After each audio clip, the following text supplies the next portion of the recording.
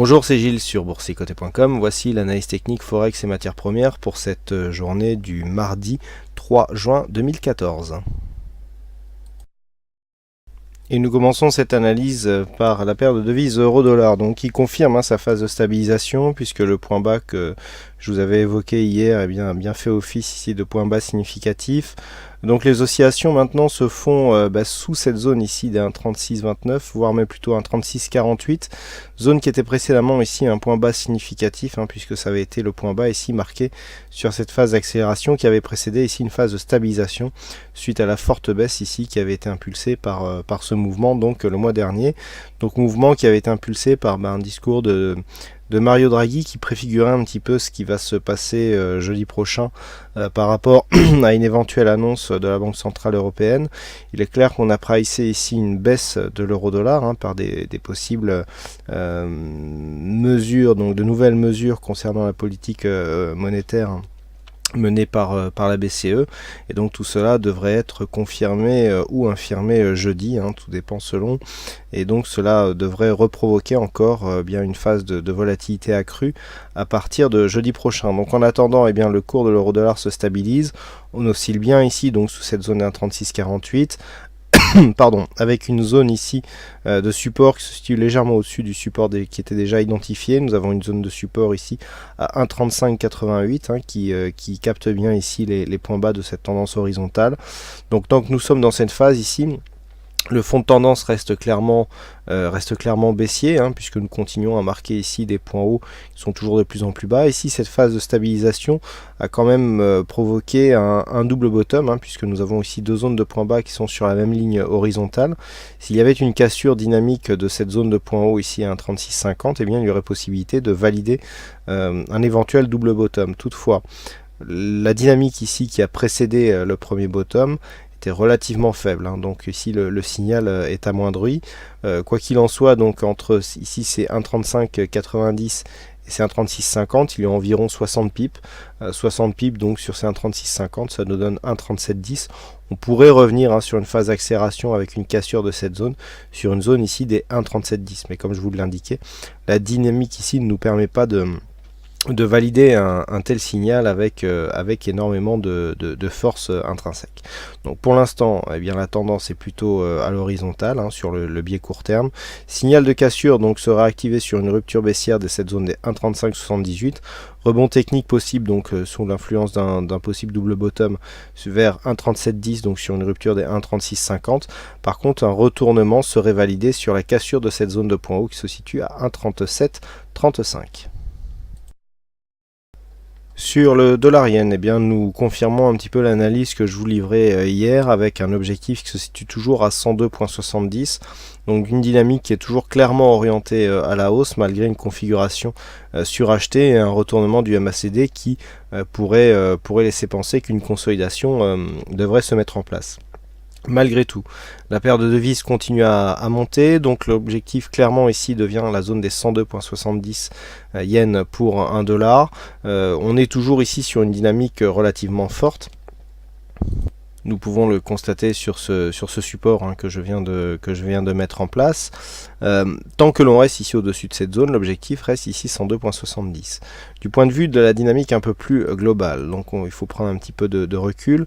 On est pour l'instant sur un mouvement court terme. On est bien sorti ici de cette phase de baisse légère, mais tant qu'on ne repasse pas au-dessus des 102,70, pouvons considérer que nous sommes dans une évolution en range moyen terme, zone de range qui commence maintenant à durer, puisque cette configuration dure depuis maintenant quelques temps. On a bien eu des petites attaques ici, on retrouve ici la sortie de trend baissier que nous avons sur cette phase de dynamique, mais du point de vue de la tendance moyen terme, même si nous avions aussi un support légèrement haussier, nous avions vu qu'avec ce point bas ici marqué, on s'inscrivait dans une évolution neutre d'un point de vue moyen terme, une évolution qui dure depuis ici début février.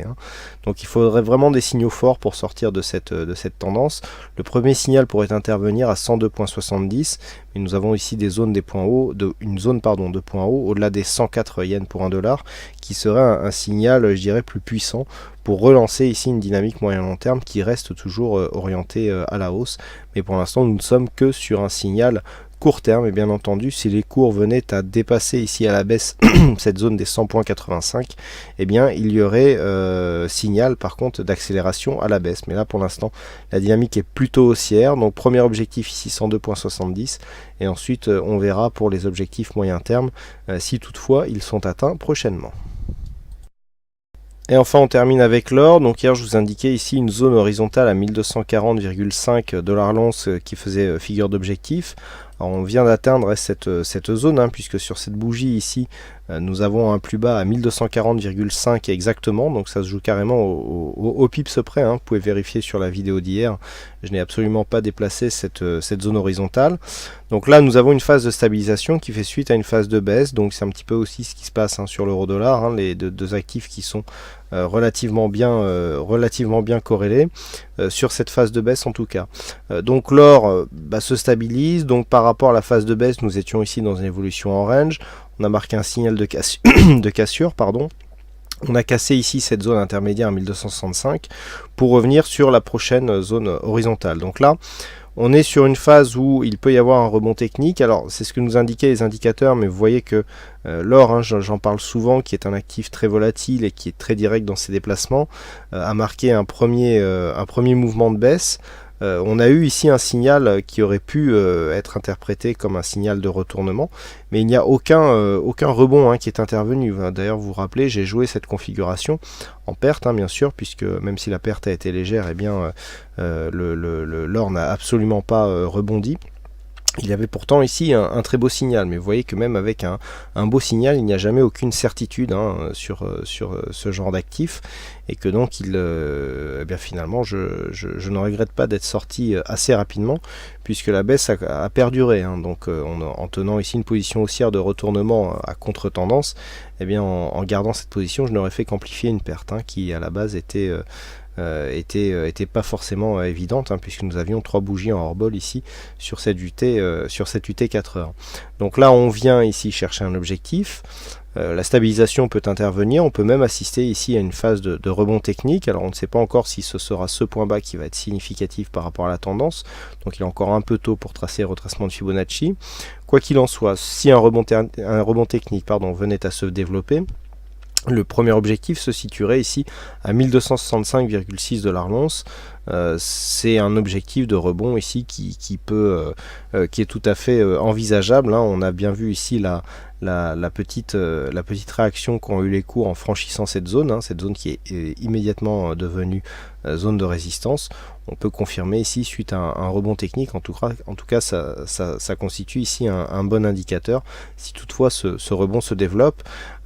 La BCE avec donc une action possible sur la monnaie européenne peut influencer aussi par voie de ricochet, puisque l'or est plus indexé sur le dollar, mais s'il y a une influence sur l'euro, eh bien il y aura forcément une influence sur le dollar et donc par voie de conséquence aussi sur l'or. Donc attention, cet actif pourrait encore une fois bouger suite à la réunion de la BCE qui interviendra vendredi. Donc soyez vigilants si vous avez des positions en cours, puisque comme je vous l'indiquais tout à l'heure, ça peut vraiment aller très vite.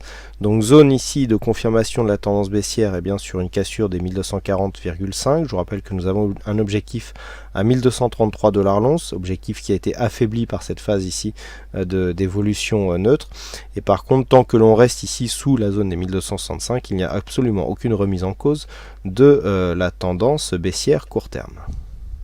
Voilà donc ce que nous pouvons dire sur ces analyses techniques Forex et matières premières. Il ne me reste plus qu'à vous souhaiter à toutes et à tous une bonne soirée, bonne chance dans vos prochains trades et on se retrouve donc dès demain pour d'autres analyses techniques en vidéo. Bonsoir à tous.